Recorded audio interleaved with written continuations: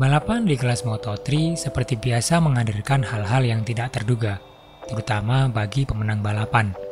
Seperti biasa, balapan akhir pekan kemarin, Dennis Oncu yang start dari pole position harus melelahkan kesempatan meraih podium tertinggi, karena ia mengalami crash saat mempertahankan posisi pimpinan balapan.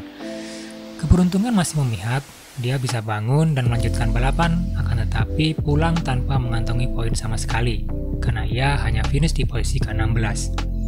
Beberapa lap kemudian, masih di tikungan yang sama, Denis Foggia yang menggantikan posisi pimpinan yang sempat ditempati oleh Oncu tak bisa menghindari kecelakaan karena motornya kehilangan daya cengkram saat melakukan pengereman. Akhirnya ia pun tak bisa melanjutkan balapan.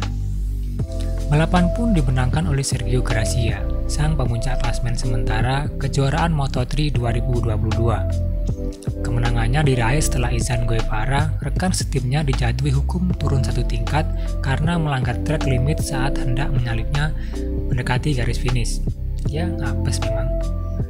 Posisi ketiga ditempati oleh Tatsuki Suzuki. Melewati jalan panjang dan race yang sulit, ia patut dijuluki Rider of the Day saat Moto3 kemarin. Start dari posisi ke-11, dapat hukuman long lap penalty, dan menduduki podium saat akhir balapan. Marvelous. Pembalap Indonesia Mario Aji pulang dengan penuh motivasi karena mampu finish ke-13 dan mengantongi 3 poin. Walaupun ia saat ini hanya berada di posisi ke-24 pada klasmen musim ini, poin yang ia dapatkan merupakan hal yang sangat positif, mengingat musim ini adalah musim debutnya di kelas Moto3. Beralih ke kelas intermediate, persaingan di kelas ini lebih sengit dan memanas. Aksi overtaking sangat memanjakan penonton. Di barisan depan, kita disajikan saling overtake atau saling serang dari peraih pole position Aaron Canet dengan sang rookie Pedro Acosta. Tekanan demi tekanan mereka lancarkan demi mengikis mental lawannya. Tapi malang tak bisa dihindar, andalan tim Pons Racing tersebut harus tersingkir dari perebutan podium karena jatuh di akhir lap ke-13. Di awal balapan, tepatnya di lap ke-5, Somkiat Chantra, pembalap asal Thailand mengalami crash, disusul oleh Marco Ramirez pada lap ke-12. Tepat di tikungan ke-15 di mana Ramirez terjatuh, Lorenzo Dalla Porta pun tak lama menyusul dan harus kembali ke box lebih awal. Persaingan posisi kedua oleh Ai Ogura dan Joe Roberts dilihat sebagai kesempatan untuk menyalip oleh Celestino Vietti. Anak didik VR46 tersebut cerdik dalam memanfaatkan celah antara keduanya dan mampu merebut posisi ketiga di belakang Joe Roberts. Di belakang Ogura, persaingan antara dua Mark VDS berlangsung menegangkan, yang diakhiri dengan insiden crash yang dialami Los Sanglos. Arbolino yang menikung di sisi dalam menyenggol motor Lowe's dan menyebabkan ia harus pasrah mengakhiri balapan dengan cepat. Arbolino pun mendapatkan ganjaran long lap penalty karena dinilai berkendara dengan tidak bertanggung jawab dan membahayakan rider lain oleh MotoGP steward. Vietti yang sedang bersaing menyusul Joe Roberts harus merelakan kesempatan merebut podium di balapan kandangnya. Masalah teknis yang terjadi pada motornya memaksanya menepi dan tak bisa menjatuhkan balapan. Acosta yang memimpin balapan dengan gap yang terpaut jauh dengan rider di belakangnya akhirnya memenangkan balapan perdananya di Moto2.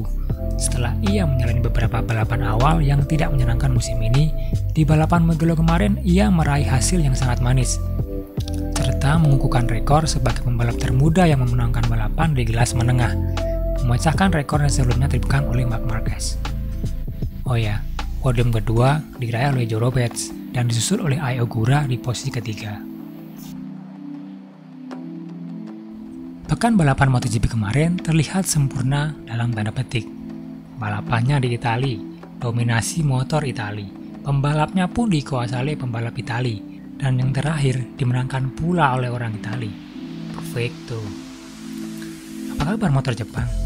Tenang, masih ada Fabio Quartararo yang berjuang di barisan depan di tengah beringasnya para penunggang Desmo Sedici, yang akhirnya ia mampu finish posisi kedua dan masih nyaman di puncak klasemen MotoGP 2022.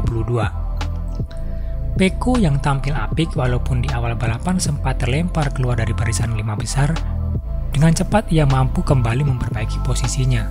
Setelah melewati Alex Espargaro, bak kesetanan ia menggeber Desmo Sedicinya dan merangsek ke posisi kedua mendekati juniornya Marco Bezzecchi. Hanya satu lap berselang, si junior pun harus bertukuk lutut kepada sang senior. Pecco pun jauh melenggang memimpin balapan. Walaupun sempat diancam oleh Quartararo, namun M1 milik El Diablo harus mengakui kecepatan motor besutan Borgo Panigale tersebut dan membiarkan Pecco melaju menjauhinya.